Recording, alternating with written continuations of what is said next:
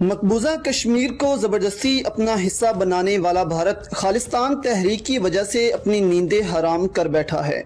भारत में सिख बरादरी की खालिस्तान तहरीक दिन ब दिन मजीद जोर पकड़ना शुरू हो गई है। इस हवाले से कौमी अखबार में शाया रिपोर्ट में बताया गया है कि खालिस्तान तहरीक चलाने वाले सिखों ने खालिस्तान का पासपोर्ट और खालिस्तान की करेंसी का डिजाइन भी सामने लाकर भारतीय हुक्मरानों खुफिया एजेंसियों की नींदें हराम कर दी हैं। इंडिया में 80% सिखों ने अपने फेसबुक अकाउंट्स, दुकानों, दफातर और घरों में बाकायदा खालिस्तान के पासपोर्ट करेंसी की तस्वीरें लगा दी हैं।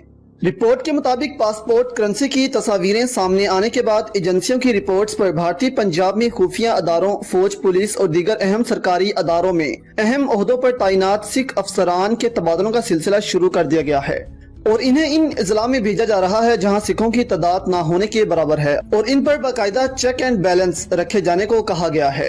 ऐसी तमाम फौजी बैरकों के बाहर जिन जिन इलाकों पर सिख तैनात थे वहां से उनको हटाया जा रहा है।